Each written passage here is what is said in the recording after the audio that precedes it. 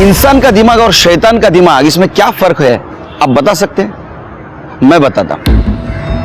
इंसान का दिमाग कंट्रोल में रहता है और शैतान का दिमाग आउट ऑफ कंट्रोल।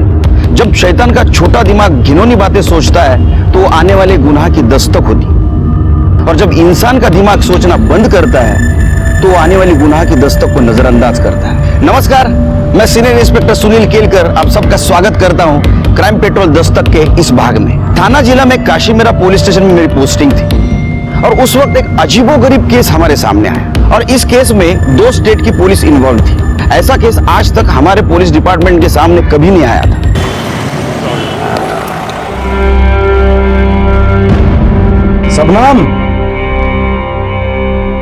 सबनम डब्बा दे दो, हमको लेट हो रहा है। हाँ आई, आ गई ये लो। रात का खाना पका दो, आओगे? आधे घंटे के लिए आएंगे, चले हम। अच्छा सुनो, वो आज पैसे का इंतजाम हो जाएगा ना? हम जल्दी शादी कर लेंगे तो अच्छा रहेगा। अरे पगली, पैसा का इंतजाम भी हो जाएगा और शादी का भी। अब जाए हम? ठीक है, ध्यान रखना अपना। सुनो, 1 मिनट।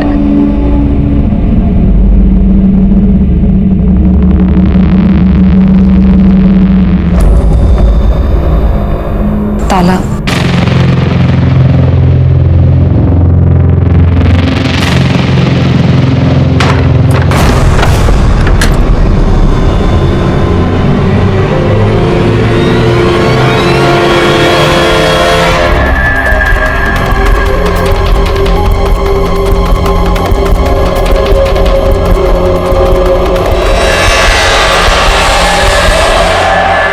हाँ ठीक है, मैं फोन करता हूँ। सॉरी पाटे साहब, मैं लेट हो गया, सॉरी। अरे क्या विनोद, एक तो फोन नहीं रखते हो, ऊपर से कितनी देर करते हो। ठीक है, अब आया है ना तो एक काम कर, छत पर जाकर पानी बंद कर, नहीं तो सेक्रेटरी साहब चिल्लाएंगे।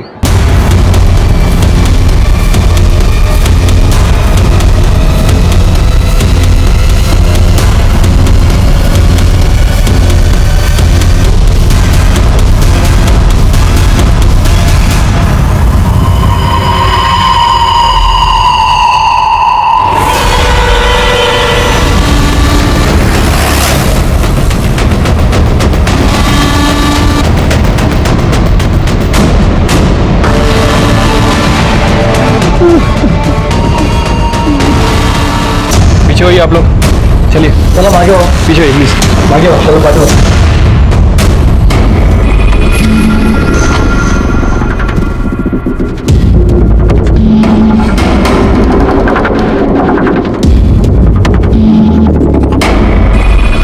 शिरके, शायद ये ऊपर से नीचे आ रहा था तब किसी ने इसके पैर खींचे, इसलिए चप्पल यहां गिरी है। बाद में इसको यहां लाया तो इसका यहां सर पटका, इसलिए यहां खून दिख रहा है। कर दे बॉडी और बघा क्या आएगा। हो सर। ये कौन है? सर इसका होने वाला ससुर है, इसकी शादी होने वाली थी इनकी बेटी से। अच्छा, विक्टिम के बारे में सोसाइटी में पूछताछ की? हाँ सर, मैंने दूसरे गार्ड्स, सुपरवाइजर और यहाँ रहने वाले काफी लोगों से पूछताछ की। सर सभी का यही कहना है कि ये काफी अच्छा लड़का था, मतलब कभी किसी का लफड़ा नहीं हुआ इसके साथ। मतलब विक्टिम बाहर के सोसाइटी का है। सीसीटीवी कैमरा है क्या? नहीं सर, टेरिस पे तो नहीं है। इंटरेस्ट पे रहेगा ना साहब, सीसीटीवी 1 महीने से खराब है। सुपरवाइजर, नमस्कार सर। सिक्युरिटी सुपरवायझर आहे ना तुम्ही? सीसीटीव्ही बंद कसा ठेवता? हा शिर्के, ये विनोद कुमार कहाँ रहता था? सर ये आधार कार्ड मिला है, Vinod S Kumar, Bhagat Singh colony, Naigaon east. साहब ये नायगांव में रहता था और अभी कुछ दिनों से यहाँ मेरी बेटी के साथ भयंकर में रहता। आपको क्या लगता है किसने मारा होगा इसे? साहब मैं कैसे बोल सकता हूँ, मुझे नहीं पता साहब, बहुत अच्छा लड़का था सही। शिर्के, बॉडी को पोस्टमार्टम के लिए भेज दो। पंचनामा हो जाने के बाद आप और आपकी बेटी आके बॉडी ले जाना। इनकी बेटी को इन्फॉर्म कर दो। ठीक है। लेकिन साहब उसको कैसे कवर कर सकते हैं? क्यों? वो तो साहब विनोद रोज उसको ताला मार के जाता था।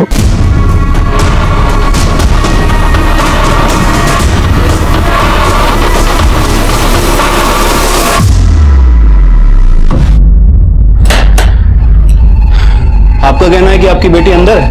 हाँ साहब। कोई है अंदर? कोई है?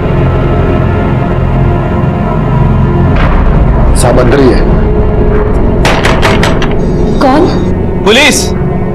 आपके पति विनोद का खून हो गया है। नहीं, नहीं हो सकता। नहीं, ऐसे नहीं हो सकता। देखिए, आप रोइए मत और हिम्मत से काम लीजिए।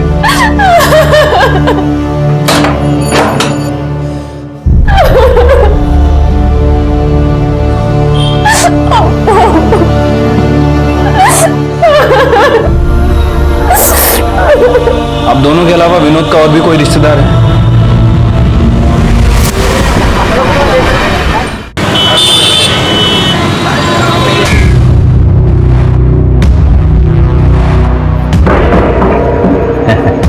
कैसी हो भाजी? सब ठीक है ना?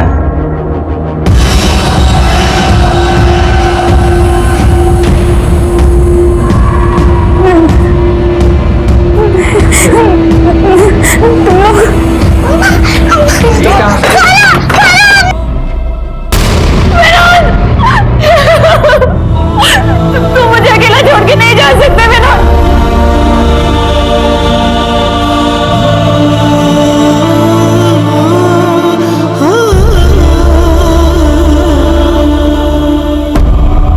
आपको क्या लगता है विनोद को किसने मारा होगा? क्या उसकी किसी के साथ दुश्मनी, झगड़ा? साहब, फरिश्ता आदमी था विनोद, उसकी किसी से दुश्मनी नहीं थी। अगर वो इतना अच्छा आदमी था तो दरवाजे को ताला मार के क्यों जाता था? मेरी मर्जी से जाता था साहब। क्यों? साहब, वो मैं पहले बार डांसर थी, तो कोई भी मंचला मेरे दरवाजे पे आ जाता था, जबरदस्ती अंदर घुस आता था, हंगामा करता था साहब। मैंने विनोद से कहा था कि बाहर से ताला लगा के जाया करे, ताकि सबको लगे कि मैं अंदर नहीं हूं। अब बार डांसर थी, लेकिन लेडीज बार तो बंद हो चुके। हाँ, खैर, तो अभी आप बार डांसर का काम नहीं करती? नहीं साहब, 1 महीना हो गया। विनोद की कसम खाई थी कि बार की शक्ल तक नहीं देखूंगी। हम शादी करके एक साथ रहना चाहते थे, शांति से। शायद हमारी खुशी किसी से नहीं देखी गई।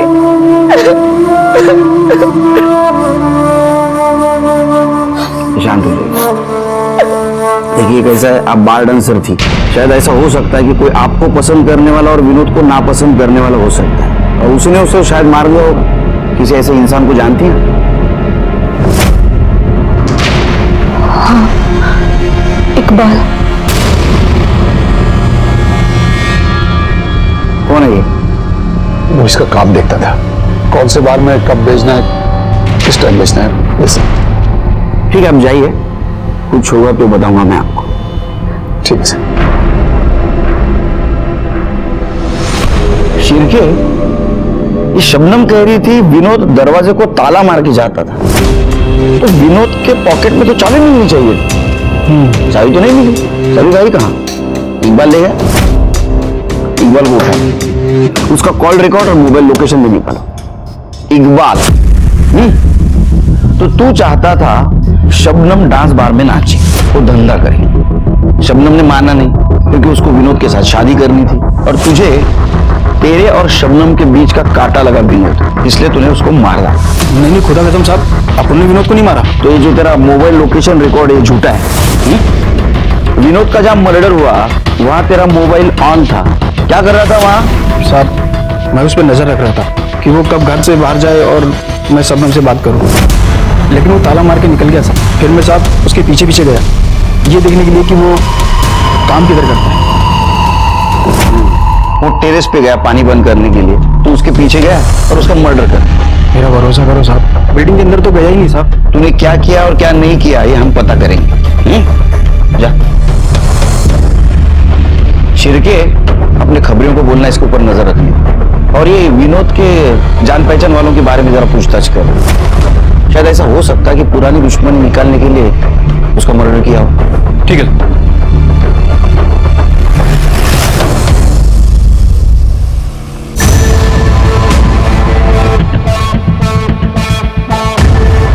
शंकर मांझी,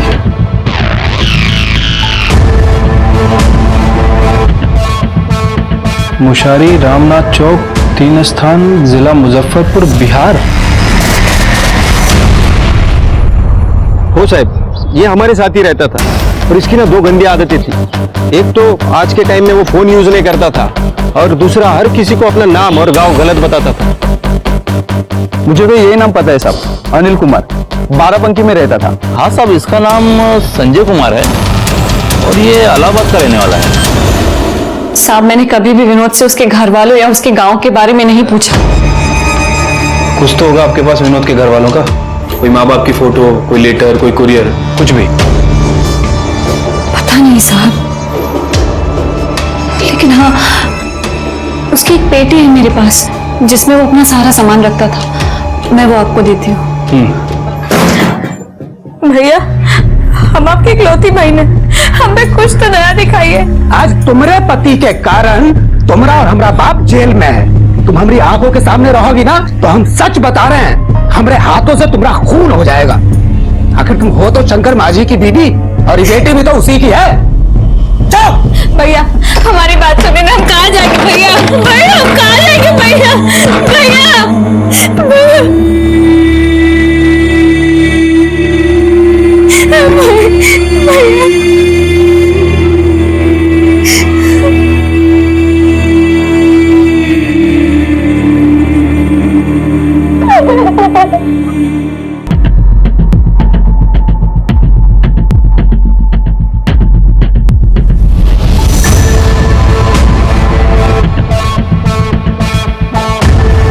शंकर मांझी,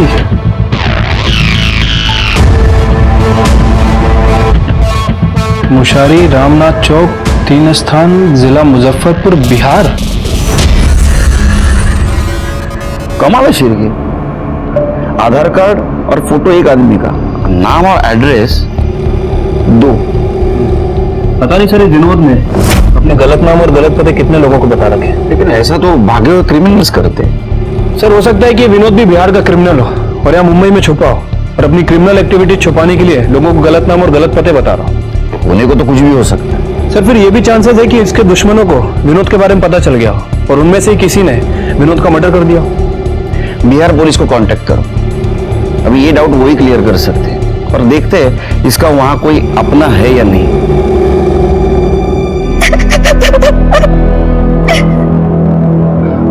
मत रो बेटा, मत रो। जिसका पति मर जाता है ना बाबूजी, उसके जीवन में सिर्फ रोना ही लिखा रहता है। समझ लो कि हम दोनों का कर्म फूटा है। हम भी तो बिना किसी बात के जेल काट रहे हैं। तुम विश्वास नहीं करोगे बाबूजी, अब हम उस घर में नहीं रह सकते। देखो, तुमको वहीं रहना होगा। शंकरवा मरने को मर गया, पर तुम्हारा और हमारा जीवन खराब कर दिया उसने। तुमको खुद अपनी लड़ाई लड़नी पड़ेगी बेटा। सर, वो बिहार पुलिस से मेरी बात हुई है। सर, वो विनोद कुमार, जिसका दूसरे ही आधार कार्ड पे नाम शंकर माझी था और एड्रेस बिहार का है। सर, 1 साल पहले बिहार में उसका मर्डर हो गया। क्या? हाँ सर, और बिहार पुलिस ने उसके ससुर को गिरफ्तार किया है, वही सजा काट रहा है। शिरके, कमाल है। यानी 1 साल पहले जिस आदमी का बिहार में मर्डर हुआ, उसी आदमी का अभी मुंबई में मर्डर हुआ, और उसके खूनी की हमें तलाश है। अभी तो फिल्म की स्टोरी है, फिल्म बननी चाहिए इसके ऊपर तो। सर, मुझे लग रहा है कि ये रियल मर्डर और फेक मर्डर का कोई कनेक्शन है। हो भी सकता है, नहीं भी। वैसे सर, एक पॉसिबिलिटी और है, हो सकता है कोई विनोद को बिहार में मारना चाहता हो और उसे पता चल गया हो कि ये विनोद मुंबई में जिंदा है, तो कोई बिहार से मुंबई आया, विनोद का मर्डर किया और उसके बाद वापस बिहार भाग गया। लेकिन ये सब तो हमें बिहार जाके इन्वेस्टिगेट करने पर पता चलेगा। तुम्हें बिहारी आती है? ज्यादा नहीं सर, बस थोड़ी बहुत आती है। और सर, यहाँ की इन्वेस्टिगेशन? शिरके, यहाँ तो विनोद उर्फ शंकर माची के मर्डर का कोई स्ट्रांग मोटिव भी नहीं मिल रहा है। फिर भी अपने खबरियों को काम पे लगा दो। ठीक है सर, चलो। विनोद कुमार मर्डर केस में एक अजीब सा ट्विस्ट आ गया। विनोद कुमार मुंबई में आने से पहले यहां से 2000 किलोमीटर दूर मुजफ्फरपुर में शंकर मांझी के नाम से जिंदगी जी रहा था। वहां उसका मर्डर हो गया, लेकिन वो जिंदा था।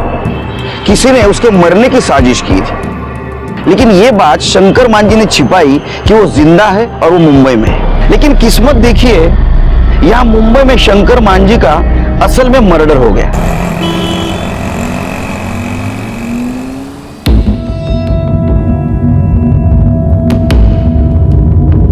बैठिए, आप ही का पुलिस स्टेशन है। अब कहाँ बैठे महाराज, आप लोग तो दिमागी फ्यूज कर दिए। अब आप लोग कह रहे हैं कि शंकर मांझी बंबई में विनोद कुमार बन के रह रहा है, अब साले का मर्डर हो गया। हाँ, ये हम नहीं मान सकते। अरे कैसे मान लें जी?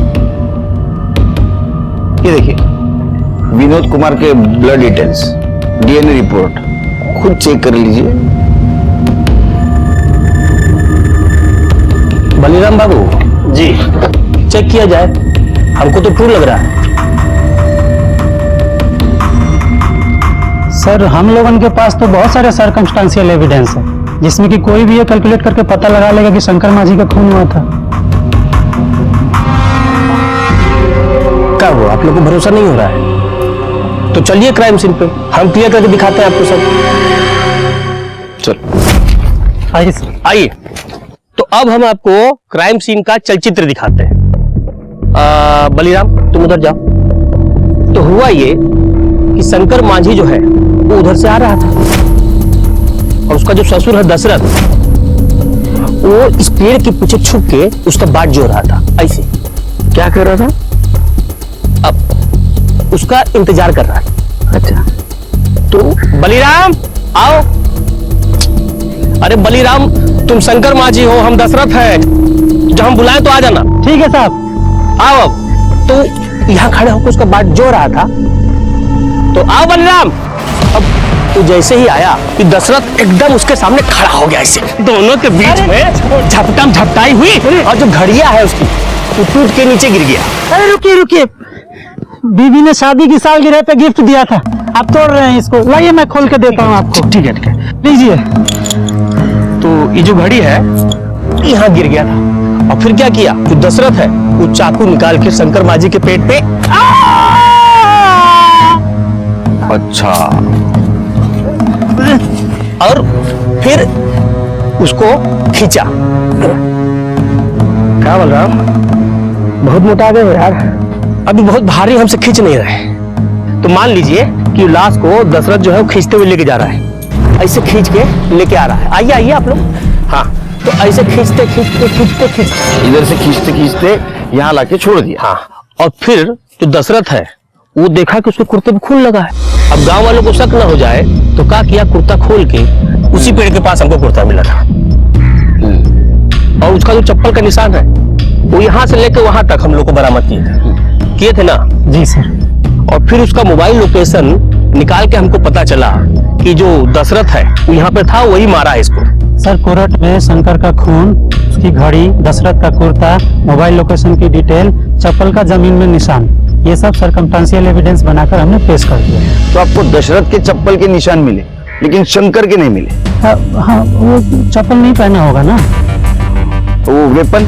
अरे वो वेपन तो कहीं गाड़ दिया होगा, देख तो रहे हैं, सब खेत खलिहान तो है। बॉडी भी गाड़ दी होगी फिर। नहीं सर, बॉडी गाड़ी नहीं होगी, वो जंगली जानवर ले जाके खा गए होंगे। यहाँ चीता सियार बहुत रहते हैं ना। तो हम लोगों को जल्दी निकलना चाहिए, तो हमें भी खा लेंगे वो। अच्छा, एक काम कीजिए सर, आप दशरथ को छोड़ने की तैयारी कीजिए, क्योंकि वो बेकसूर है।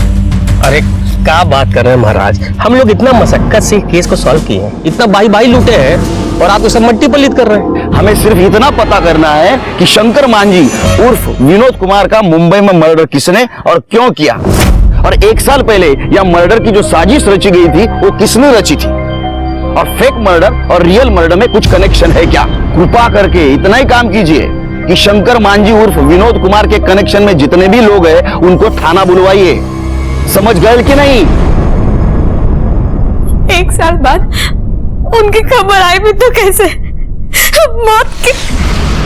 हमको पता होता ना साहब कि हमने शंकर मुंबई में, हम मौत के उनके पास चले जाते, और शायद ये सब होता भी नहीं। आपको क्या लगता है शंकर को किसने मारा होगा? उनके दोनों भाई ने, हरिहर और बासुकी। उनके शंकर की मौत के कुछ दिनों बाद ही दोनों ने जायदाद का बंटवारा कर लिया और हमसे भी धोखे से अंगूठा लगवा लिया। अब हमारी और हमारे बच्चे की जिंदगी हराम करके रखी है।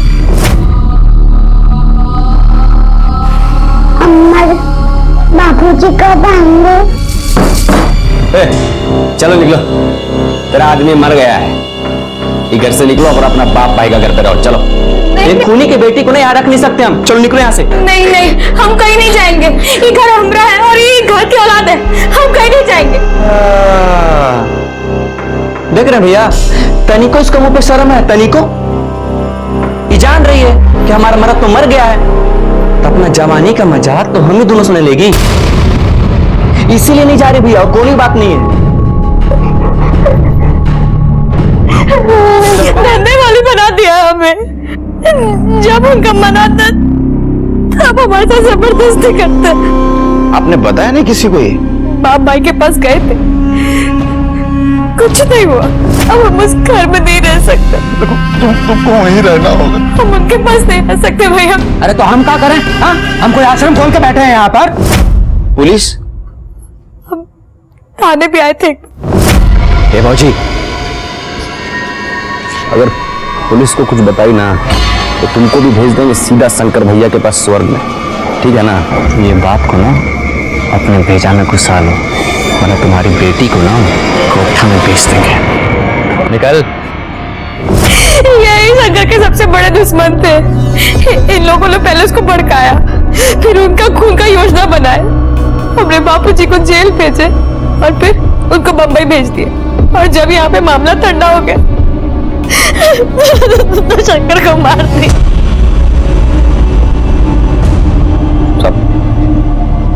चंपा के बाप दशरथ ने अपने बेटे पप्पू के साथ मिलकर शंकर को मार दिया साहब।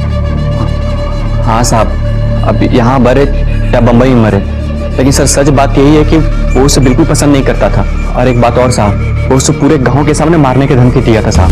हम सोच रहे थे साला तुमसे पैसा लेकर व्यापार शुरू करेंगे, तुम साला करोड़ लेकर मर जाओगे, पपुआ को दे दोगे। अगर हमको देने के लिए ना तुम्हारी अंटी से कुछ नहीं निकले। हाँ, नहीं निकलेगा, समझ गए ना? अब जाओ यहाँ से। जा रहे हैं, और तुम्हारी बेटी और नाती को यहीं भेज देंगे। अब हमारी जिम्मेदारी नहीं है। तो हमारी जिम्मेदारी है, शादी कर दी है ना, सब हो गया बस। और यहाँ लाके छोड़ दोगे तो मार के काट के तुमको जंगल में फेंक देंगे आप। साहब, अब आप कह रहे हैं कि शंकर बंबई विनोद बनकर आया, तो अब हमको भी सही लग रहा है साहब। उसका बाप तो बड़ा चतुराई से जेल चला गया और उसका बेटा पप्पू बंबई आकर हमारे शंकर को मार दिया साहब। तुम दोनों मुंबई क्यों नहीं आते? हाँ, फिल्म राइटर बनने के लिए? अगर दशरथ और उसका बेटा पप्पू उसने तुम्हारे भाई को मारा है तो ये क्या है? देखो, भाई के मरते ही तुमने जमीन का बंटवारा क्यों किया?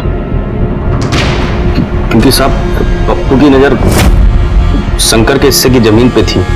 वो चंपा को पटाकर जमीन हड़पना चाहता था साहब। हाँ साहब, हमारे गांव का नियम है साहब कि कोई एक भाई मर जाता है तो जमीन जायदाद बाकी के भाइयों में बांट दिया जाता है साहब। अच्छा, तो भाई के मरने के बाद उसके बीवी पे रेप करने का भी नियम है क्या तुम्हारे गांव का? हाँ, ये सब झूठ है साहब, ये सब झूठ है।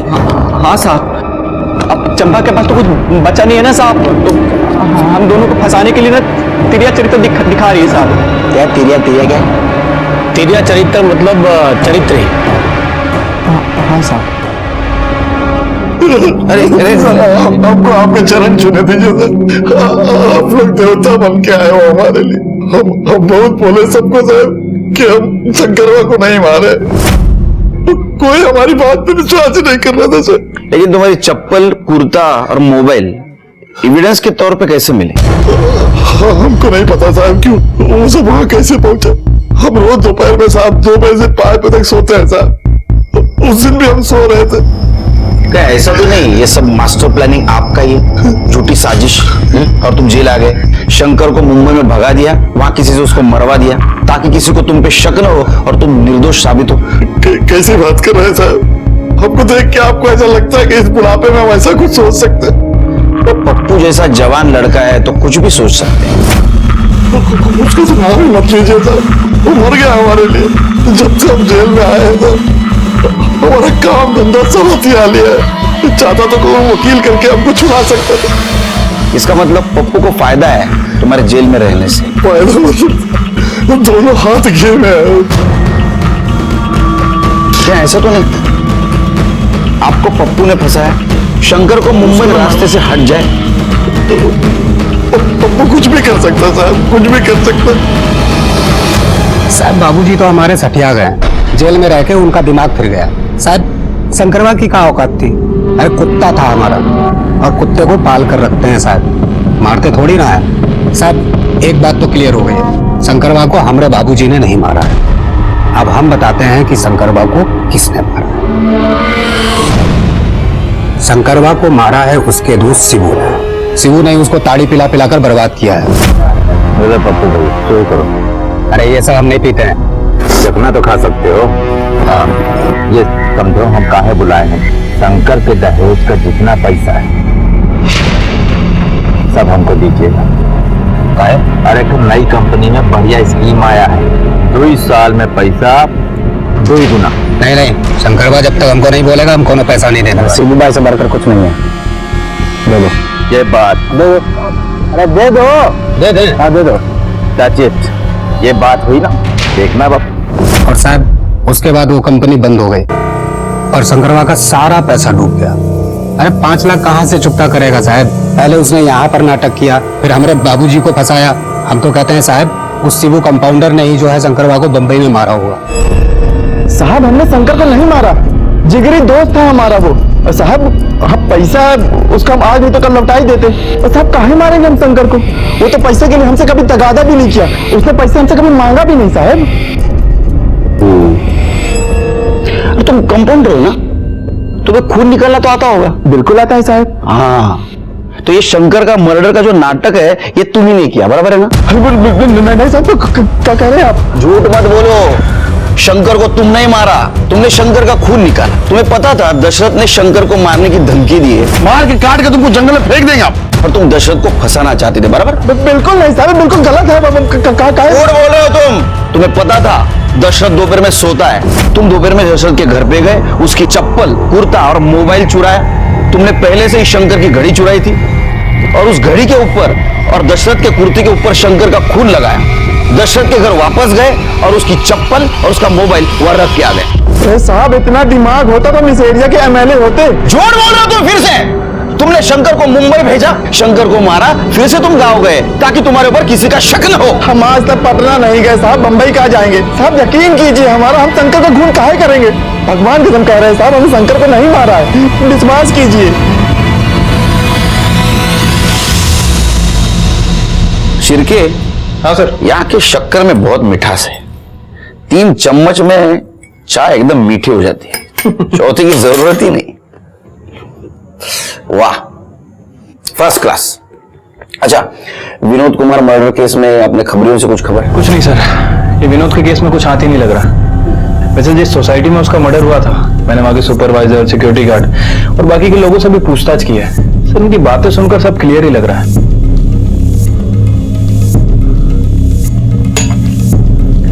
ये देखो शिरके, ये चंपा का बाप दशरथ, ये चंपा का भाई पप्पू, ये चंपा के देवर मतलब शंकर मांझी के भाई हरिहर बासुकी, और ये शंकर मांझी का अच्छा दोस्त शिबू।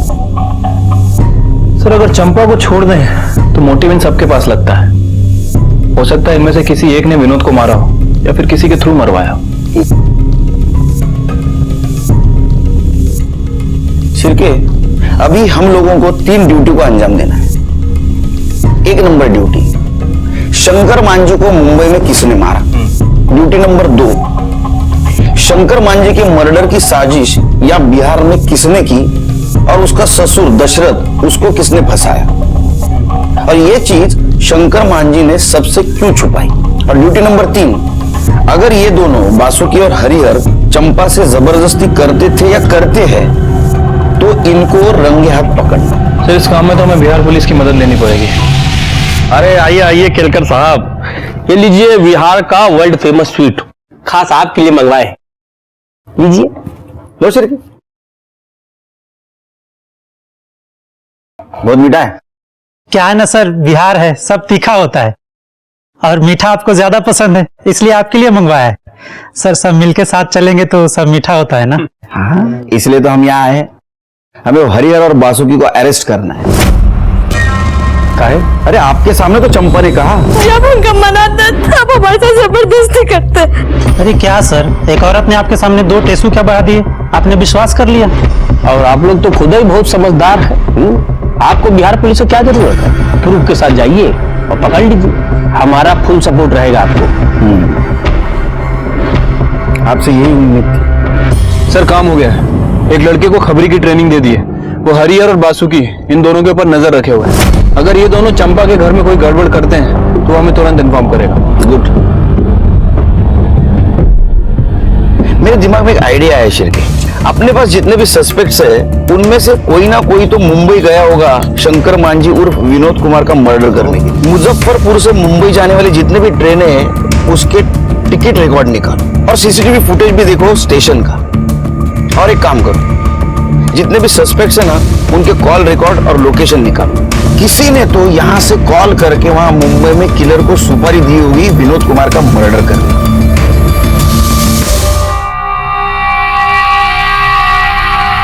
अरे सुलेमान भाई समझाओ ना इसको, क्या खाली पीली फोकट का टाइम थोड़ा कर रही है। अरे एक दिन ये जवानी ढल जाएगी ना, कोई पूछने का भी नहीं इसको। बहुत हो गया, एक बार निकल जाओ यहाँ से और दोबारा यहाँ आए ना तो पुलिस को कंप्लेंट कर दूंगी। एक मिनट इकबाल,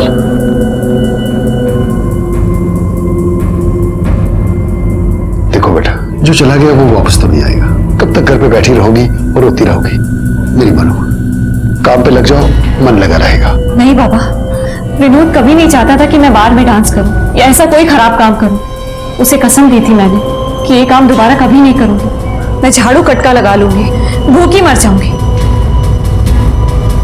लेकिन दोबारा उन बदनाम गलियों में कदम कभी नहीं रखूंगी। पेरेंट टीचर मीटिंग के लिए बिहार से आओ मुंबई। साहब हरिहर और बासुकी अभी भी चंपा के घर में घुसे हैं। कर तो दुल्हन अंतर शिरके, बिहार पुलिस को बुलाओ, तब तक दोनों भाइयों को मैं संभालता हूँ। चलो मम्मा को छोड़ो, हमको अंदर आने दो। मम्मा को छोड़ो, हमको अंदर आने दो। हम लोग को छोड़ो, दरवाजा खोलो, हमको अंदर आने। मम्मा को छोड़ो, हम अंदर आए। हम सब ठीक कर देंगे। हाँ, तुम्हारे अम्मा को बाहर बुलाइए।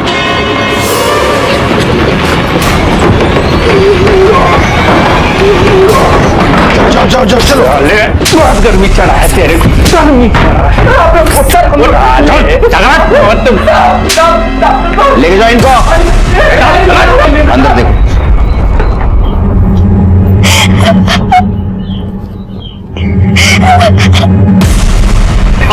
नारी का शोषण करते, नारी का शोषण करते। रामायण नहीं पढ़े हो क्या? हाँ, भाभी मां समान होती है।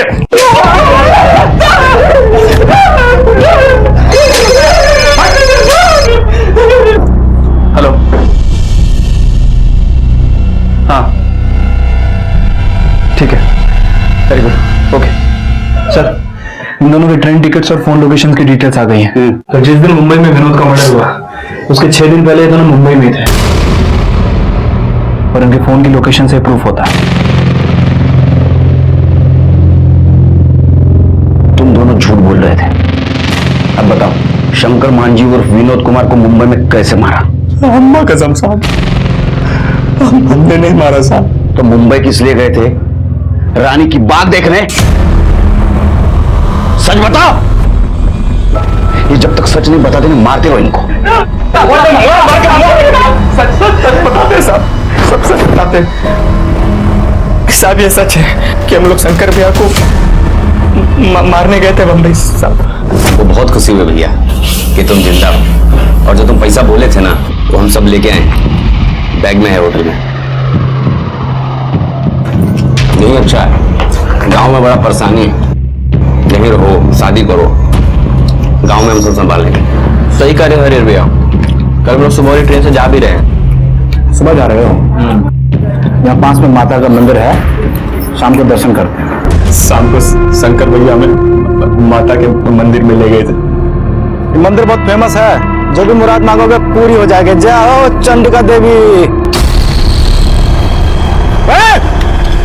क्या करो? हम लोग शंकर भैया को बहुत खोजे पर वो नहीं मिले साहब, इसलिए हम लोग वापस चले गए। शंकर भैया को हम लोग नहीं मारे हैं साहब, ये सच बात है साहब। वो हम पता कर लेंगे। फिलहाल अपनी भाभी चंपा के शोषण और बलात्कार के जुर्म में तुम्हें पुलिस कस्टडी मिलती है। कल इनको मैजिस्ट्रेट के सामने पेश करो।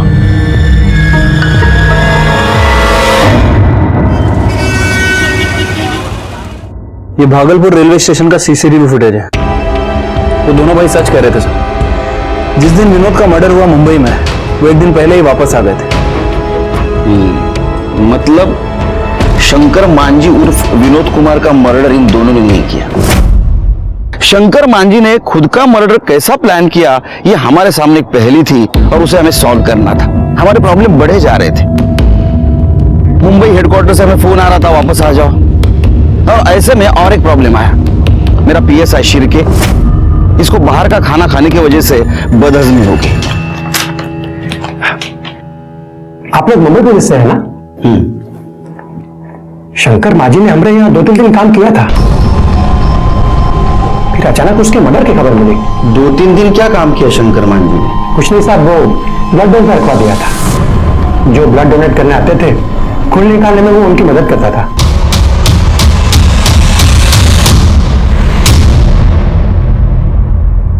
वो अपना सारा सामान इसी में रखा करते थे।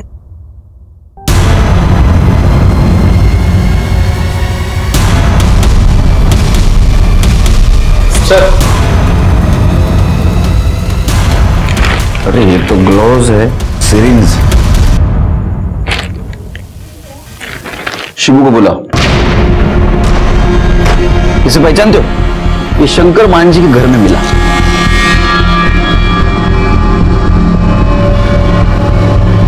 हाँ साहब, ये हमारे क्लिनिक का है। अब शंकर ही सब प्रैक्टिस करने के लिए हमसे मंगवाया था। 100%? 100% साहब, सही बोल रहे हो? भगवान कसम। गुड। चल।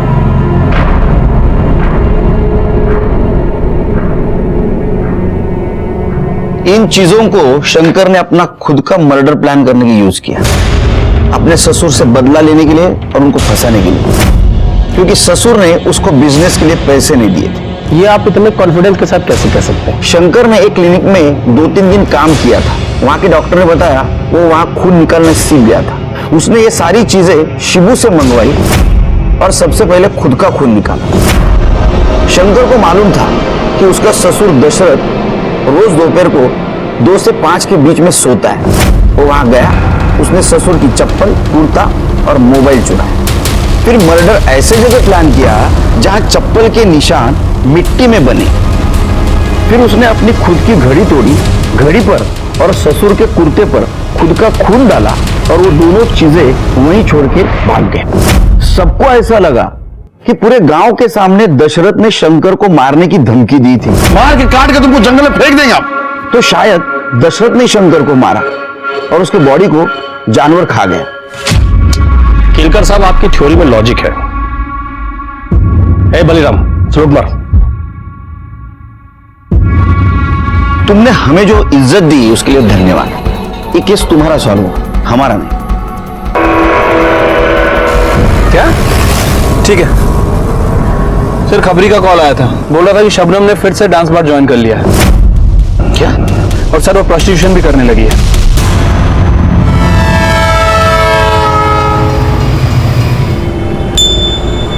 मेरे समझ में नहीं आ रहा है फिर से क्यों कर रही हो तुम ये सब, डांस बार, प्रोस्टिट्यूशन।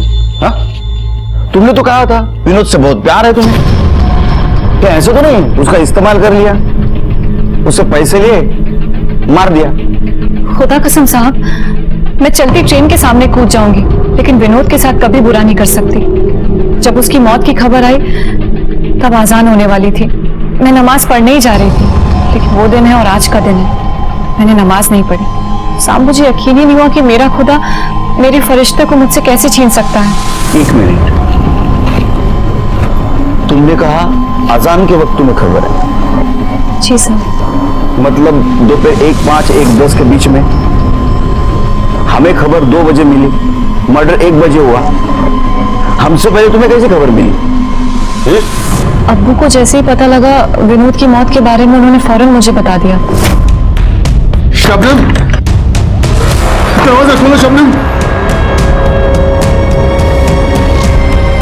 क्या हुआ अब्बू? गजब हो गया, विनोद का खून हो गया। ये क्या बेहूदी बात कर रहे हैं आप अब्बू? खुदा के खौफ से डरिए। नहीं, मेरा यकीन करो शबनम, मेरा यकीन करो, मैं झूठ नहीं बोल रहा हूं। मैं उसके यहां से चाबी लेकर आया हूं। ये आपकी कोई चाल है ना अब्बू? आप मुझे इकबाल के हवाले करना चाहते हैं ना? निकल जाइए यहाँ से, जाइए। मुझे लगा कि वो कोई चाल चल रहे हैं।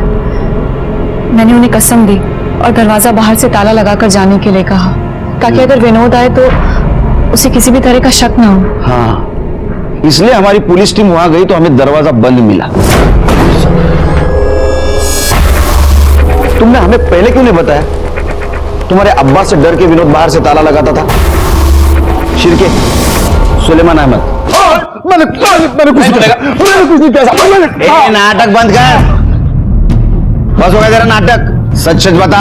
मैंने कुछ नहीं किया साहब। तेरा मोबाइल लोकेशन बोल रहा है तू उस दिन मर्डर के दिन बिल्डिंग में ही था, और शबनम ने बताया है 1:05 तू घर गया था उसको मर्डर की बात बताने। मर्डर तूने किया, घर पे गया, फिर पुलिस आई, तू वापस आया, तू सब नाटक कर रहा था। सच सच बता रहे तो दूंगा एक रख के। बता दो साहब, बता दो साहब। मैं नहीं चाहता था कि उसका निकाह शबनम से हो। इस 2 कौड़ी के सिक्योरिटी गार्ड की क्या औकात है? मैंने इकबाल से बोला था कि विनोद से 2 लाख रुपए का डिमांड कर। मैंने सोचा कि मुझे पैसे देगा, मैं पूरे पैसे लेकर और शबनम को लेकर निकल जाऊंगा। लेकिन ना ही साहब वो पैसे दे पा रहा था और ना ही शबनम काम कर पा रही थी। और मैंने इकबाल से कहा कि मौका देखते ही वो शबनम से मिले और उसे लेकर गायब हो जाए। जब इकबाल उस पर नजर रखा था, मैं भी दूर से उस पर नजर रख रहा था, और जब इकबाल ने विनोद का पीछा करना छोड़ दिया तो मैं चुपके से सोसाइटी में घुस गया साहब।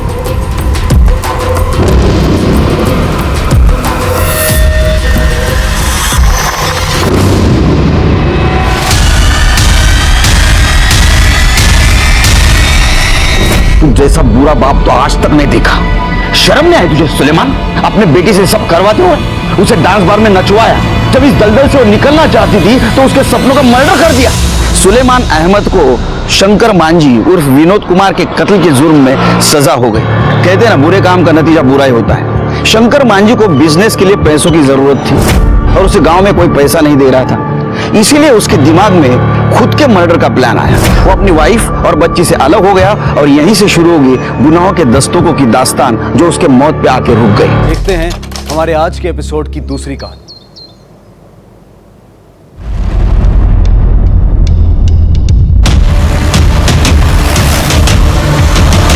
सर मल्टीपल स्टैबिंग का केस है। जिस तरह के कपड़े पहने हैं लगता है कि कोई प्रोस्टिट्यूट है। हो सकता है अपने क्लाइंट के साथ झगड़ा हो गया और क्लाइंट कोई गुंडा मवाली हुआ जिसने उसे स्टैब कर दिया। लेकिन गायकवाड़, अगर ये प्रोस्टिट्यूट है तो दिन दहाड़े इस पब्लिक पार्क में? एक काम करो, पता करो आसपास कि ये इसका रेगुलर स्पॉट है और कोई इसे जानता है क्या, पूछो जरा। सर आप में से फोन किसने किया? सर मैंने किया था। सर बॉडी के पास ये पर्स मिला है, शायद इसी लड़की का है। क्या है पर्स में? सर एक मोबाइल है, कुछ पैसे है और सर मेकअप का सामान है। आई कार्ड है क्या? देखो। नहीं सर, आइडेंटिफिकेशन के लिए कोई आधार कार्ड या पैन कार्ड नहीं है। ठीक है, काम करो, ये मोबाइल किसके नाम पर रजिस्टर्ड है देख लो और उसमें लास्ट कॉल देखो किसका है, उससे पूछताछ करो। सर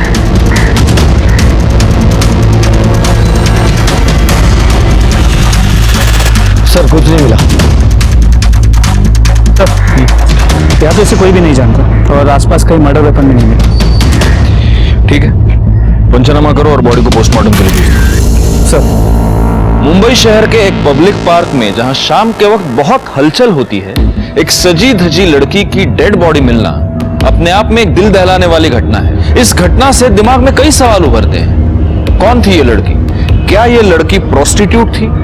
अगर ये प्रोस्टिट्यूट थी तो शाम ढलने से पहले ही ये एक्टिव क्यों थी? और अगर वो प्रोस्टिट्यूट नहीं थी तो इतना सज धज कर एक पब्लिक पार्क में वो किससे मिलने आई थी? इन सारे सवालों से हमारे कान खड़े हो गए थे। तो क्या उस लड़की को इन सवालों की दस्तक नहीं मिली होगी? जरूर मिली होगी, लेकिन उसने सुनकर भी उसे अनसुना कर दिया और उसका नतीजा हुआ एक जुर्म, एक खून।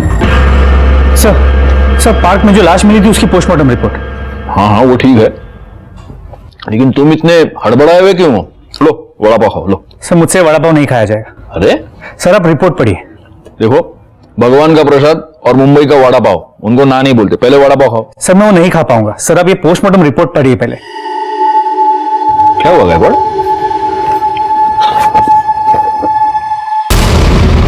क्या हमारा डॉक्टर पागल हो गया क्या, या नींद में बनाई है रिपोर्ट उसने? सर मैंने डॉक्टर से रिकन्फर्म किया, ये रिपोर्ट सही है। मतलब हमें जिस लड़की की लाश उस पार्क में मिली वो लड़की नहीं, लड़का थी। मतलब लड़का था। जी सर। इसमें किसी होमोसेक्सुअल एक्टिविटी का तो कोई जिक्र नहीं है। तो फिर एक लड़का लड़की की तरह ड्रेसअप होकर सज धज कर पार्क में क्या कर रहा था? आज के जमाने में हम लड़के और लड़कियों को समान मानते हैं। हमारे आसपास हम कई सारी ऐसी लड़कियां देखते हैं जो लड़कों की तरह ड्रेसअप होती है, और इतना ही नहीं, वो लड़कों की तरह काम भी करती है। लेकिन आज के जमाने में भी एक लड़के का एक लड़की की तरह सज धज कर तैयार होना, पार्क में जाना और वहां उसका खून, इस केस को सॉल्व करने के लिए लड़की बनने वाले इस लड़के के जिंदगी के डिटेल्स का पता लगाना मेरे लिए बहुत जरूरी हो गया था।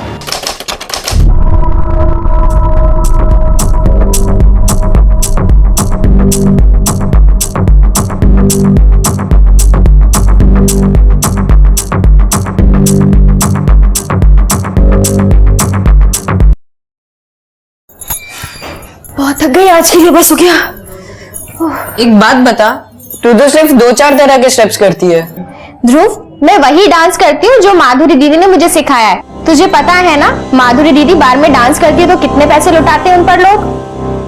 तुझे पता है ना ध्रुव, गुजरात से मुंबई वही मुझे लेकर आई है और उन्होंने ही मुझे चांस दिया है, चाहे वो लाइफ हो चाहे डांस। मैं वही करूंगी जो माधुरी दीदी मुझे कहेंगी, वही मेरी गुरु है। क्यों एंजल? पर ये स्टेप्स तो बहुत इजी है, ये तो मैं भी कर सकता हूँ। हाँ, बोलना आसान है लेकिन करना बहुत मुश्किल। करो तो जानू। करके दिखाओ। हाँ पक्का? हाँ।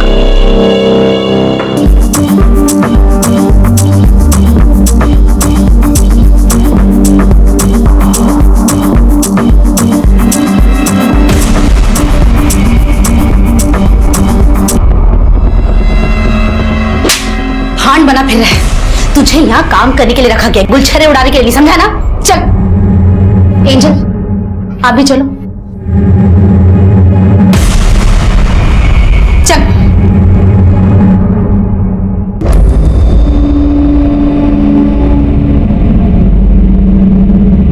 देख क्या रहा है? जल्दी झाड़ू लगा। कभी काम नहीं किया क्या? इधर इधर इधर से आपका ठीक से आ जाओ। हाँ, चप्पल निकालो। अरे क्या हुआ? एक मिनट रुको, एक मिनट रुको। हाँ आकर आकर आकर। ठीक है?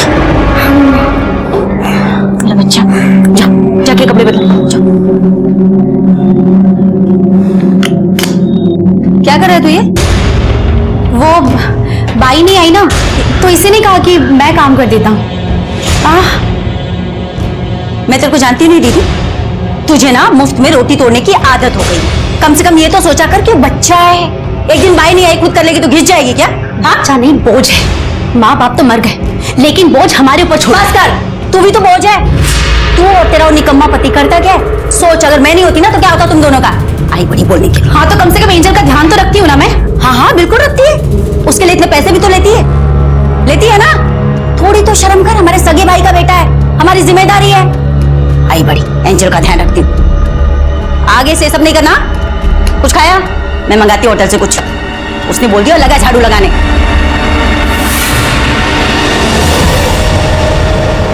माधुरी समझती क्या अपने आप को? 2% की इज्जत तो है नहीं, बाहर डांसर कहेंगी, और तू भी यहाँ चिपकी पड़ी है उसके पास। तो क्या करूँ? तुम्हारे माँ बाप भाई भाभी के साथ मॉडर्न किचन में रहूं? तो रह यहाँ उस एंजल की नानी बन के, जिसके बाप का तो कुछ आता पता है नहीं। मुझे तो ये माधुरी बिल्कुल पसंद नहीं है। देख अभी भी खड़ी है जासूस बन के यहाँ पर। आदर होती बुरी नहीं है, लेकिन जब से ध्रुव आया है ना तब से बदल गई है। उसे लग रहा है कि मेरे बिना उसका चल जाएगा, लेकिन इस ध्रुव का कुछ करना पड़ेगा, उसे इस घर से निकालना ही पड़ेगा।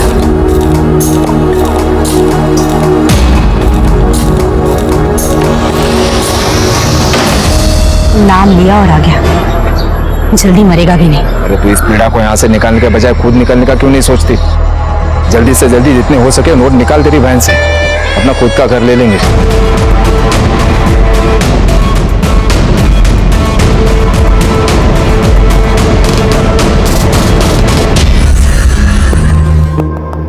ब्लाउज का नेक डीप रखा है ना, और बैग भी? मैडम आपने जैसा बोला था बिल्कुल वैसे ही बनाया है। बहुत बढ़िया, थैंक यू।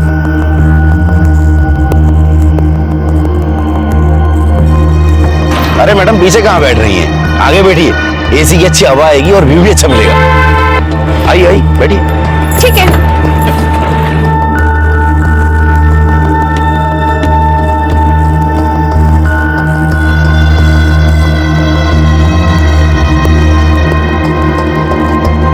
बोले भैया, ये क्या कर रहे हो? क्या कर रहे हैं? मैंने देखा आपने उसको जबरदस्ती टच किया। अरे तुम काहे फड़फड़ा रहे हो? हनी को भी पता है कि हमसे गलती से टच हुआ है, इसलिए वो कुछ नहीं बोली। पैर छू। मेरे नहीं, हनी के। पैर छू और बोल, आगे से ऐसी गलती नहीं होगी बहन। आगे से ऐसी गलती नहीं हुई बहन। अपनी औकात में रहकर समझाना, और अपने ये हाथ है ना जेब में रखने की आदत डाल, वरना इतने टुकड़े करूंगी कि सिग्नल पे भीख मांगने लायक भी नहीं रहेगा। चल चल गाड़ी निकाल।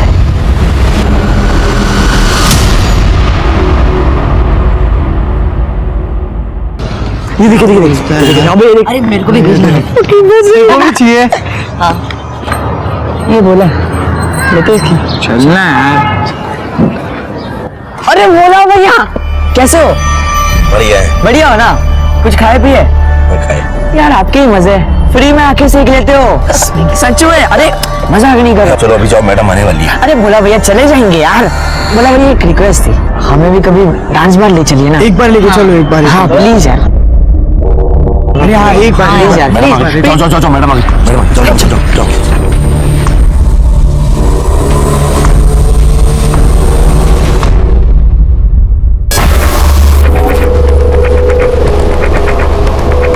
दीदी तू जा एंजल को लेके, ध्रुव है मेरे साथ।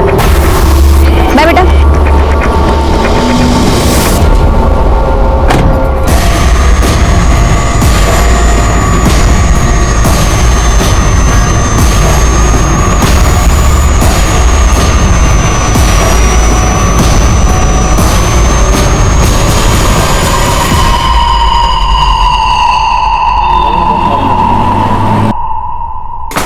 हनी, हनी कहाँ है तू?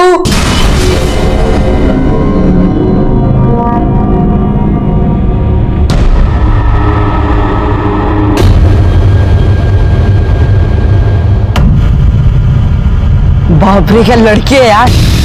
क्या बात है ध्रुव, क्या लड़की है। देख दिखा, सही लड़की है यार। यार ध्रुव, इतनी बुआ मस्त मस्त लड़कियां यहाँ आती है और उन्हें बार डांसर बना देती है। बार डांसर नहीं, सोशल वर्कर। ये मेरी बुआ के बारे में ऐसा मत बोला, वो खाली डांस करती है, डांसिंग उनका प्रोफेशन है, इससे ज्यादा कुछ नहीं। देवी है वो, गरीब लड़कियों की मदद करती है ताकि उन्हें काम मिले। हाँ जैसे तू वो हनी के साथ लगा रहता है। मेरे पापा भी सोशल वेलफेयर डिपार्टमेंट में, वो भी गरीबों की हेल्प करते। उनके पास तेरी बुआ की तरह एक ही बिल्डिंग में 2 फ्लैट, एक सिडान और एक एसयूवी नहीं है। अरे अरे अरे तुम बच्चों जैसा क्यों झगड़ रहे हो? ध्रुव पटाखा का फोटो लाया, काम की बात करता है। यार ध्रुव, हमें बस इस लड़की से एक बार मिला देना यार, प्लीज। Only for friendship. हाँ यार प्लीज एक बार मिला दे। अरे यार ध्रुव, तू ही हमारा दोस्त है यार, तेरा नाम कौन है यार? प्लीज कुछ तो कर यार, प्लीज। हाँ यार प्लीज एक ही बार मिला यार, प्लीज यार ध्रुव, प्लीज। ध्रुव ना हमेशा की तरह लटकी दे देता है यार। पट्टू है साला, फिर से कल्टी ले लेगा। मैंने बोला था ना, ये साला कोई लड़की वड़की नहीं ला सकता। पूरा मूड खराब कर दिया। भाई ऐसा होगा तो मैं घर जा रहा हूँ। हाँ?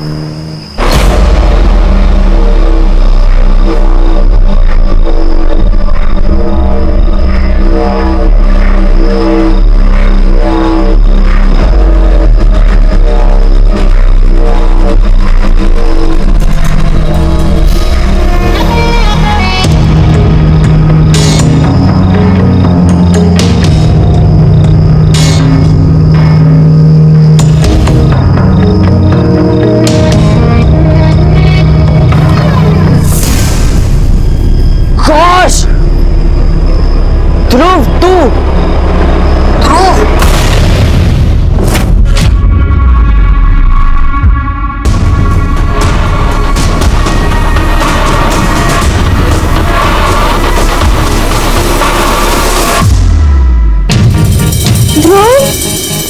तू सॉरी दीदी, इंग्लिश को अभी निकाल। अरे नहीं नहीं नहीं, बहुत अच्छा लग रहा है। वेल वेल, एक चीज की कमी है, मेकअप।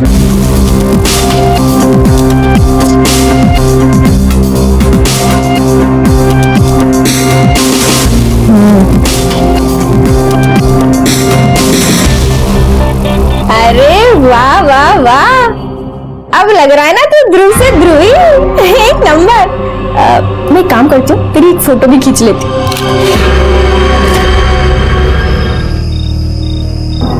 ध्रुव, मैं आज तुझसे वही सवाल पूछता हूँ जो मेरा बाप मुझे रोज पूछता है और परेशान कर देता है। क्या भाई, तू लाइफ में क्या करना चाहता है? मैं ना अपनी बुआ की तरह बनना चाहता हूँ, ताकि मेरे पास एक बड़ा सा घर हो, बहुत सारी गाड़ियाँ हो, बहुत पैसा हो और मैं दूसरों की मदद कर सकूँ। फिर ना भाई, लाइफ ने तेरे साथ बहुत बड़ा धोखा किया। अगर तू लड़की होता ना तो अपनी बुआ के जैसा बार डांसर होता और रोज सुबह बैग भरकर पैसे घर पे लाता। और तू जो तेरी जहरीली बुआ है ना शिल्पा, उसकी सुननी भी नहीं पड़ती। और वो कमीना भूला तेरा ड्राइवर होता। ओए, ये सब ना ये अभी भी कर सकता है। कैसे? जिंदगी में कई बार ऐसा होता है कि हमें कोई बहकाता है और हम बड़ी आसानी से बहक जाते हैं। हमारी सोचने की क्षमता कम हो जाती है और हम ये समझ नहीं पाते कि हम सीढ़ी चढ़ रहे हैं या सूली। ध्रुव के साथ भी कुछ ऐसा ही हुआ। उसकी आगे बढ़ने की ललक और अपनी बुआ माधुरी की तरह अमीर बनने की चाहत ने उसे बार डांसर बनने पर उकसाया और नतीजा हुआ एक। सर पार्क में जो लड़की के ड्रेस में लड़के की बॉडी मिली थी, उसकी इंफॉर्मेशन हमने सभी पुलिस स्टेशन में भेजी थी, लेकिन कहीं भी उसकी कोई मिसिंग कंप्लेंट दर्ज नहीं है। सर, उस लड़के के कॉल डिटेल्स रिकॉर्ड, मौत के ठीक 2 घंटे पहले उसकी लास्ट बातचीत इस नंबर पे हुई थी और इसी नंबर से उसे कई बार मिस कॉल भी आए थे। सर एक काम करो गायकवाड़, ये जो नंबर है इसकी डिटेल्स निकालो और पता करो ये कौन है। सर,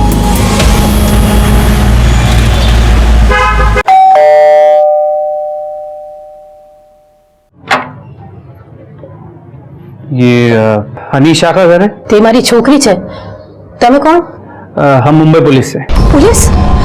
क्या हुआ मेरी बेटी को? मेरी बेटी ठीक तो है ना सर?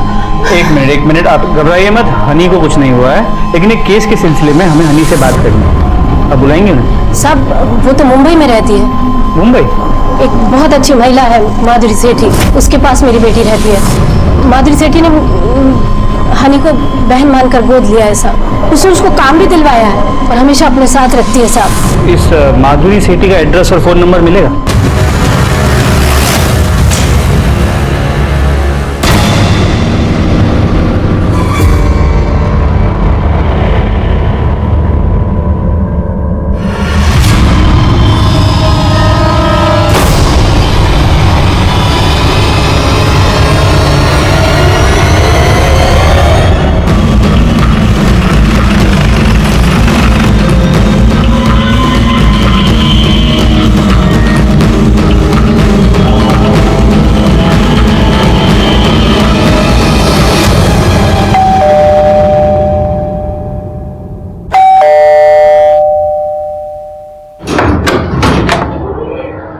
माधुरी सेठी,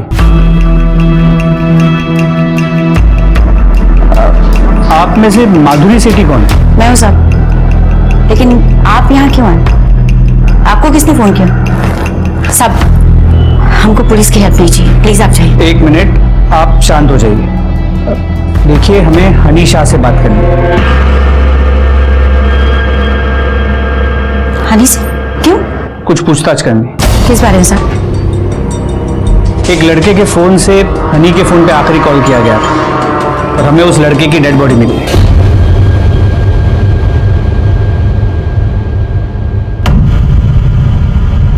ध्रुव,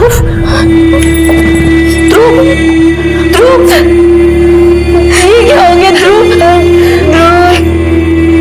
मुझे माफ कर दे ध्रुव, मैं तुझे गुनहगार समझ रही थी और तू अपने शर्मा में डाल दी।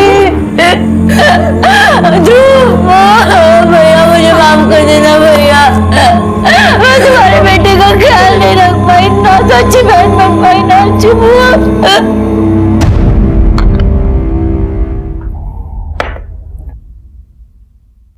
आप जब रो रही थी तो मैंने सुना आप कह रही थी कि हम तुझे गुनहगार समझ रहे थे। किस बात के लिए गुनहगार समझ रही थी आप ध्रुव को?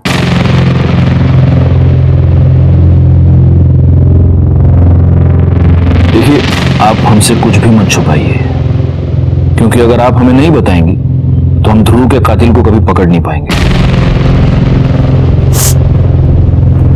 बताऊंगी साहब, सब कुछ सच सच बताऊंगी। मैं नहीं डरती किडनैपर विडनैपर से, और वैसे भी भगवान का आशीर्वाद रहा ना तो मेरी बेटी जरूर मिलेगी, सही सलामत मिलेगी मुझे। एक मिनट, कौन किडनैपर? अब किस किडनैपिंग की बात कर रही है? किसकी किडनैपिंग हुई है? मेरी बेटी का साहब, एंजल का।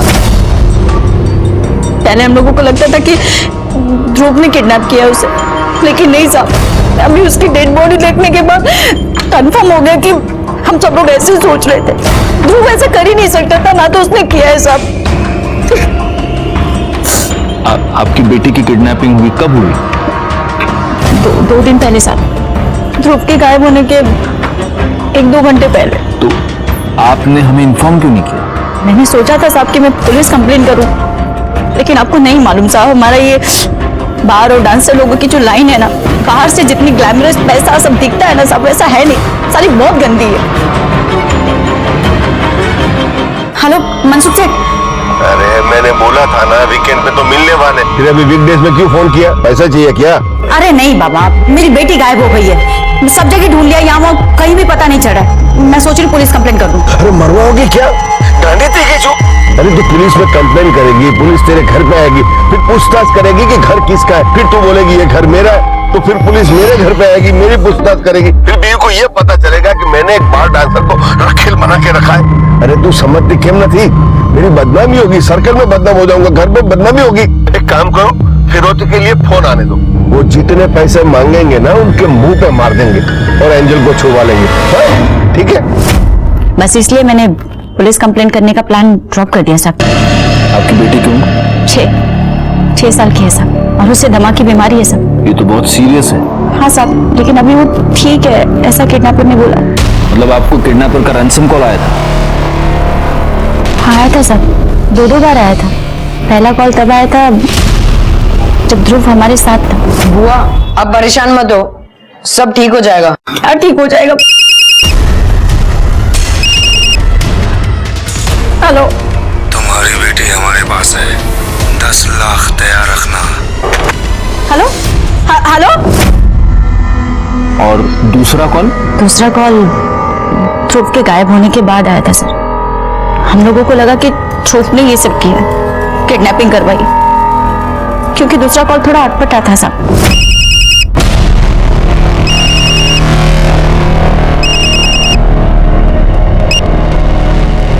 हेलो, माधुरी सेठी, अपनी बेबी को लेकर परेशान मत होना, बस हमें ज्यादा नहीं 10 लाख चाहिए। कब तक अरेंज कर सकती हो? तुम कब बोल रहे हो? इस क्वेश्चन से तुम्हें तुम्हारी बेटी तो नहीं मिलने वाली। नहीं, वो अभी 2 घंटे पहले किसी और का भी फोन आया था दूसरे नंबर से, वो भी 10 लाख की डिमांड कर रहा था, इसलिए। वो फर्जी था, कोई तुम्हें उल्लू बना रहा है। एंजल है ना तुम्हारी बेटी का नाम? हाँ, देखो उसको ना अस्थमा है, वो पंप के बिना। डोंट वरी, हम उसका वो इनहेलर ले लेंगे। बस तुम 10 लाख की जल्दी से जल्दी अरेंजमेंट कर लो। आप अपनी बेटी की फोटो यहाँ दे दीजिए और वो दोनों नंबर्स भी दीजिए जहां से आपको फिरौती के लिए कॉल आया है। हम जल्दी से जल्दी आपकी बेटी को ढूंढ लेंगे। अच्छा एक बात बताइए, ये सब लोग?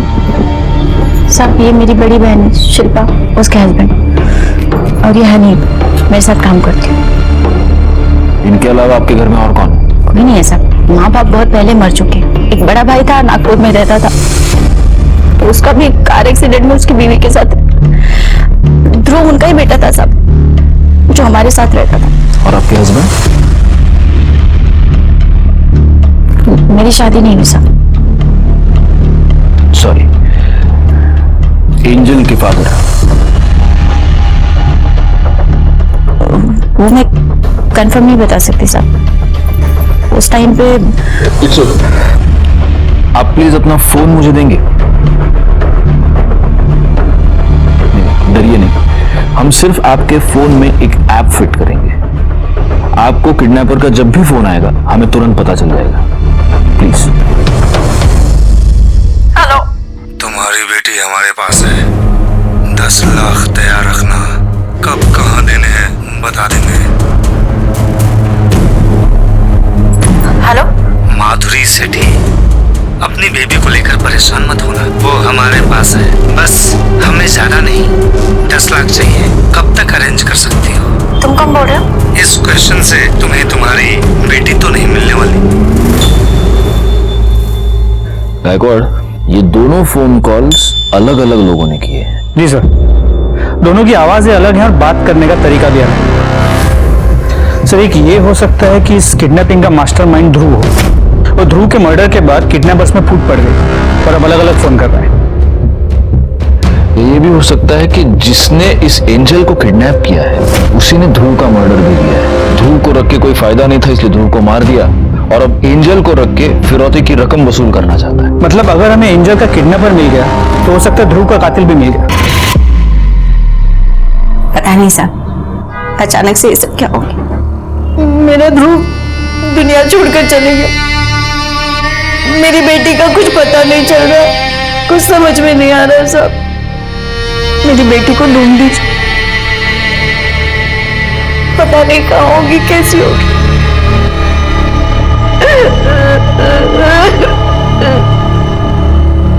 बेटा एक मिनट, तुम तीनों ध्रुव के दोस्त हो? हाँ अंकल। अच्छा, मुझे ध्रुव के बारे में तुमसे कुछ पूछना है। अंकल आप कौन हो? बेटा मैं पुलिस से। अच्छा, ये ध्रुव की किसी के साथ कोई दुश्मनी, उसे कौन मार सकता है, कुछ जानते हो? नहीं अंकल। ध्रुव लड़कियों वाले कपड़े क्यों पहनता था? अंकल उसे डांस का बहुत शौक था, फिर वो जब अपनी बुआ के यहाँ रहने आया तो यहाँ डांस की रेगुलर प्रैक्टिस होती थी। लेकिन ये डांस का लड़की बनने से और ये लड़कियों के कपड़े पहनने से क्या कनेक्शन है? अंकल उसे लगा वो अपनी बुआ की तरह बार डांसर बन के बहुत पैसे कमा सकता है। तो फिर वो कपड़े किसके हैं जो वो पहनता है, उसकी बुआ के? नहीं सर, वो उसके घर में रहती है ना, हनी, उसके थे। तो ध्रुव ने जो ड्रेस पहनी थी वो ड्रेस तुम्हारी थी? हाँ सर। ध्रुव को ये लड़कियों वाली ड्रेस पहनाना, ये पूरा आइडिया तुम्हारा था? नहीं सर, एक दिन जब मैं अपने घर पर थी और नहा रही थी तो ध्रुव घर पर आया था और सर खुद ही उसने ये ड्रेस ट्राई कर ली थी। ध्रुव, सॉरी दीदी, मैं इसको अभी निकाल। अरे नहीं नहीं नहीं, बहुत अच्छा लग रहा है। तुम्हें क्या लगता है हनी, ध्रुव को किसने मारा होगा?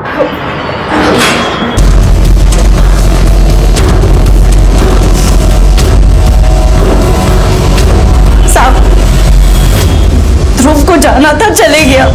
आप प्लीज मेरी बेटी को ढूंढिए ना। देखिए मैडम, ध्रुव के मर्डर में और आपकी बेटी की किडनैपिंग में कोई कनेक्शन है। अगर ध्रुव का मर्डरर पकड़ा जाएगा तो आपकी बेटी भी मिल जाएगी। सर, आप मेरी बात समझ क्यों नहीं रहे? मेरी एंजल के बिना मेरा एक एक दिन कैसे बीता उसे मैं जानती हूँ। आपको मर्डर की पड़ी, किडनैपर को पकड़िए ना सर। लेकिन मुझे पहले अपनी बेटी की आवाज सुननी। मैं कैसे मान लूं कि मेरी बेटी तुम्हारे पास है? तो पैसों का इंतजाम कर। लेकिन वो हेलो हेलो हेलो,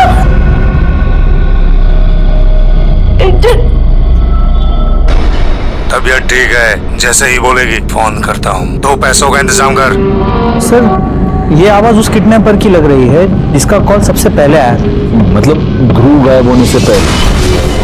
और वो जो दूसरा कॉल था उसने दोबारा कभी फोन नहीं किया। नहीं, समथिंग इज रॉन्ग गायकवाड़। मुझे लगता है कि रियल किडनैपर एक ही है जिसके पास ये एंजल है। मुझे बताओ, इसका पहला फोन कॉल कैसे आया था? सर उसने पहला कॉल पब्लिक फोन बुथ से किया था। अच्छा, और वो जो दूसरा कॉलर था उसने दोबारा कभी फोन नहीं किया। तो दूसरे किडनैपर ने अपना कॉल इंटरनेट कॉलिंग के थ्रू किया था, लेकिन उसका आईपी एड्रेस हम अब तक ट्रेस नहीं कर पाए।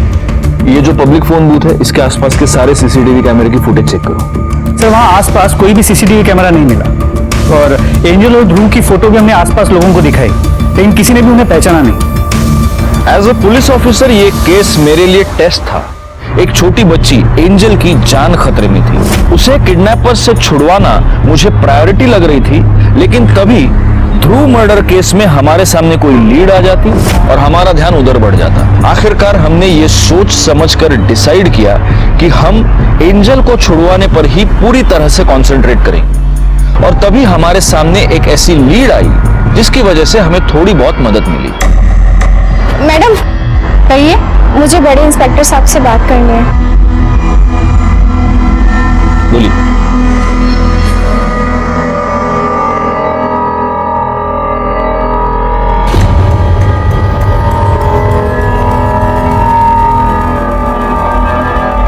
हनी,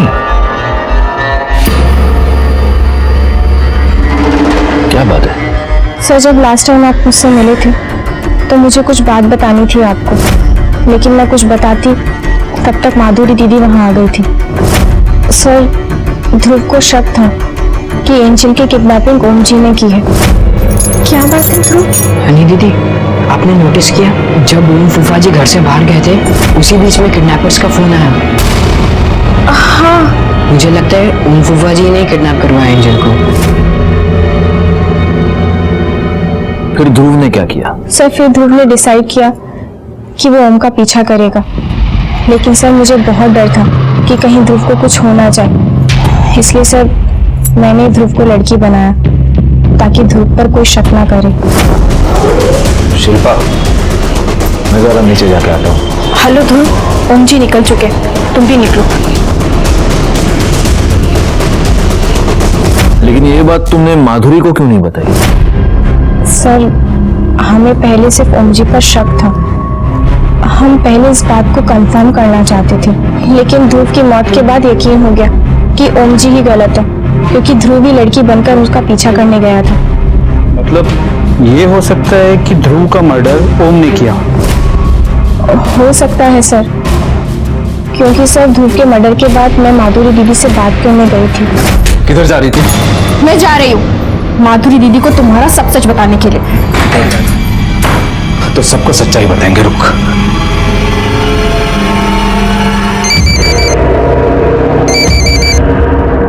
हेलो। हाँ माता जी, जय श्री कृष्ण। हनी से बात करिए। ले बात कर, बात कर। हेलो। हाँ डिग्री, हाँ तू ठीक तो है ना? हेलो। देख, तेरी माँ ये समझती है कि तू यहाँ पार्ट टाइम नौकरी करके पढ़ाई कर रही है, और अगर तू ये चाहती है कि तेरी माँ इसी झूठ के साथ खुश रहे तो कुछ सच्चाई छुपाना भी सीख ले, नहीं तो तेरी सच्चाई अगर उसके सामने आ गई ना तो सोच ले, बेचारी जीते जी मर जाएगी। सर इसलिए इतने दिन मैं चुप रही, लेकिन सर अब मुझसे बर्दाश्त नहीं हो रहा है। सर उमला उचलायचं का? उचलून फायदा काय गायकवाड? हमारे पास प्रूफ क्या है? हमारे पास क्या प्रूफ है कि ओम ने ध्रुव को मारा है, या ओम ने ही एंजल को किडनैप किया है, या फिरौती की डिमांड की? अगर उठा भी लेंगे तो कोर्ट में मुकर जाएगा, छूट जाएगा। उसको रेड हैंडेड पकड़ना पड़ेगा।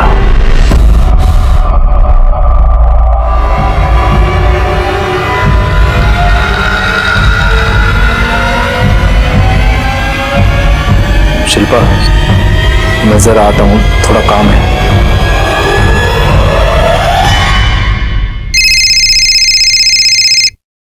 हेलो। हाँ सर, ओम जी अभी बाहर निकले। Okay, thank you.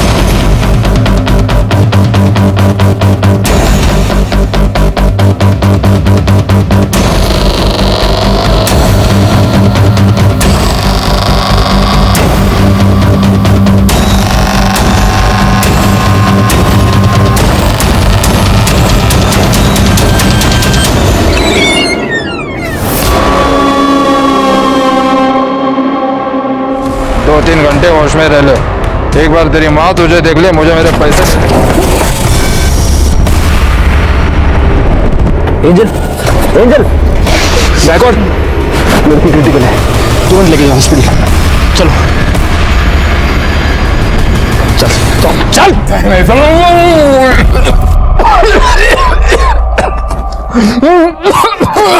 पानी दीजिए सर, पानी दीजिए सर। एक छोटी सी बच्ची के जान के साथ खिलवाड़ किया तूने। सिर के बख्ता का एक खाला तोड़ना मिर्चा।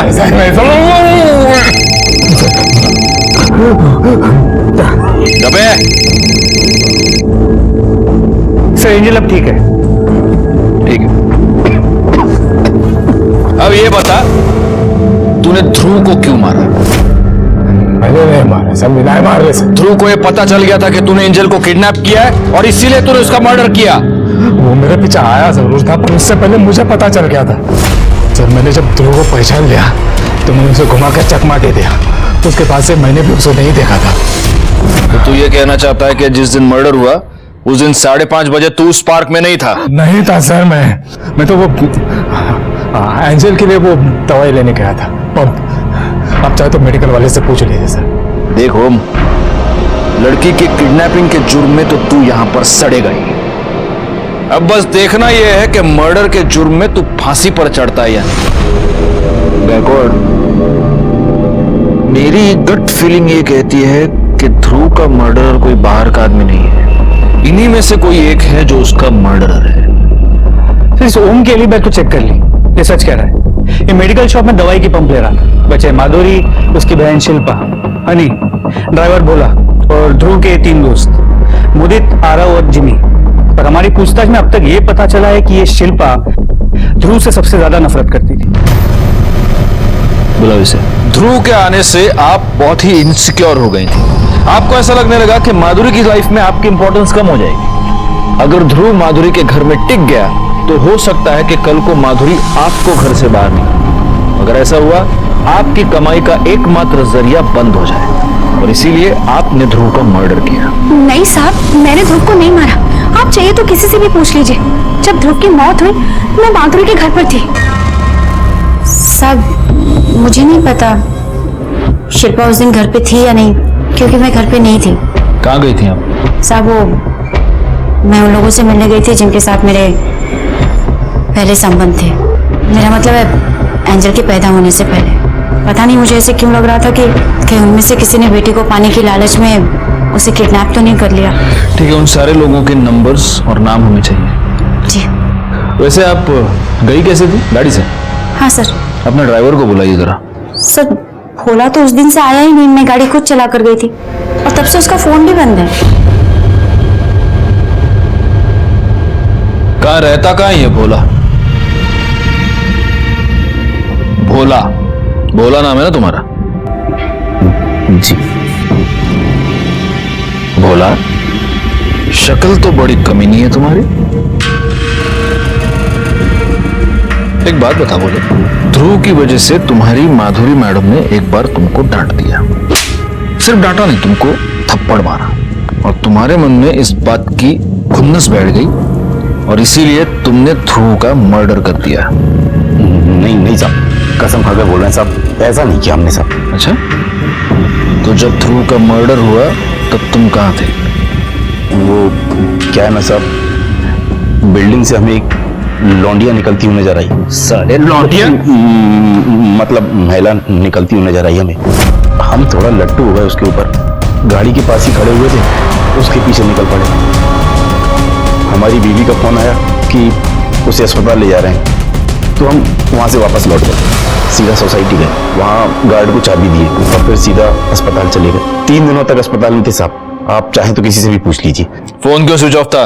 वो क्या है ना कि माधुरी मैडम हमें वक्त बे वक्त फोन करके ड्यूटी पर बुलाती थी और ऐसी स्थिति में हम अपनी बीवी को छोड़कर कहीं जा नहीं सकते थे, इसलिए मोबाइल स्विच ऑफ किया था। कसम खाते हैं साहब। सर वो ड्राइवर भोला सच कह रहा है। उसने वाकई उस दिन चाबी वॉचमैन को दी थी और उसकी बीवी भी प्रेग्नेंट थी, उसे बेटी हुई। और माधुरी और शिल्पा?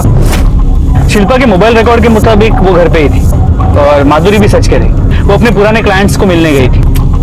अगर सभी क्लीन है तो फिर कल्प्रिट कौन है गायकवाड़? हनी। गायकवाड़ कहीं ऐसा तो नहीं कि ये हनी हमारे साथ गेम खेल रही है? खुद को बचाने के लिए उसने बड़ी चालाकी से हमारा ध्यान उस ओम की तरफ डाइवर्ट कर दिया। एक काम करो, हनी को पुलिस स्टेशन पर बुलाओ। सर ध्रुव मेरे छोटे भाई जैसा था, भला मैं उसे क्यों मारूंगी? जिस शाम को ध्रुव ओम का पीछा कर रहा था, जिस शाम को ध्रुव का मर्डर हुआ, उस शाम को तुम कहां थे? सर मैं अपने घर थी। ध्रुव तू चिंता मत कर, हो सकता है तुझे ओम जी पर ऐसे शक हुआ हो, ओम जी ने नहीं किडनैपिंग की हो एंजल की। सारा सच पता चल जाता, लेकिन पता नहीं वो कैसे मेरी नजरों से हट गए। यानी जब ओम ने ध्रुव को चकमा दिया था, उसके बाद ध्रुव तुमसे मिलने आया था? हाँ सर। फिर क्या हुआ? दीदी मेरा सर बहुत दुख रहा है, मेरे लिए एक गिलास पानी लाना। हाँ। और सुनो, फोन देकर जाओ।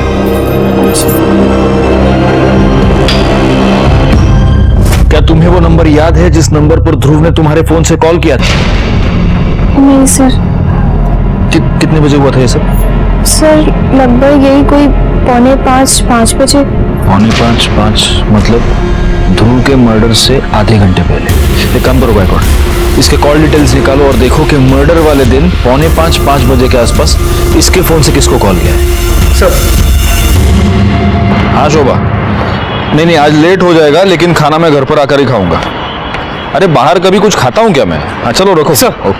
हाँ सर हनी के कॉल रिकॉर्ड्स, इसके मुताबिक ध्रुव ने हनी के फोन से जो कॉल किया था वो अपने दोस्त आरव को किया था। सर इसके अलावा एक और इंटरेस्टिंग बात पता चली है, ये आरव, मुदित और जिमी, इन तीनों के फोन सोसाइटी में ही 5 बजे स्विच ऑफ हुए थे एक साथ। जी सर। इन तीनों के फोन 5 बजे एक साथ स्विच ऑफ हो गए और 5:30 बजे ध्रुव का मर्डर हो गया। गायकवाड़, इन तीनों को उठा कर लाओ।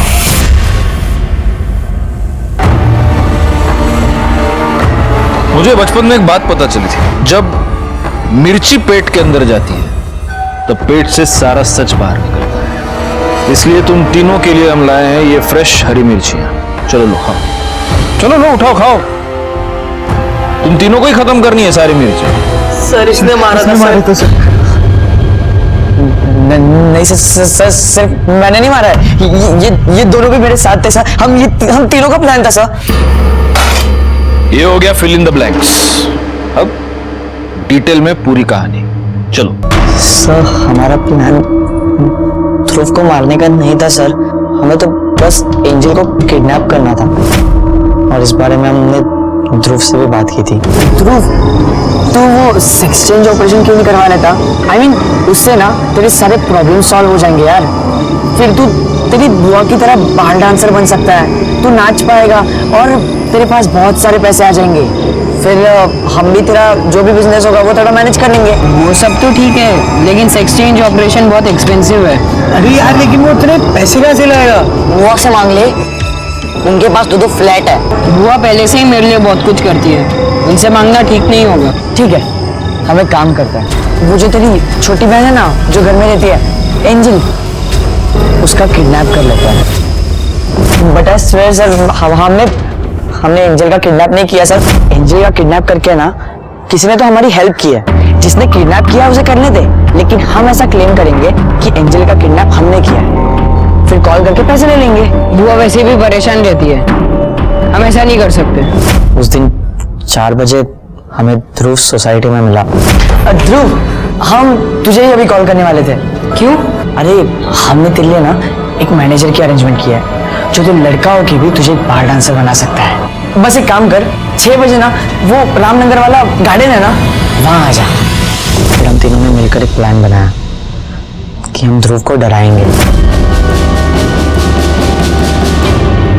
मैं 15 मिनट में निकल रहा हूँ गार्डन के लिए। हाँ आ जा।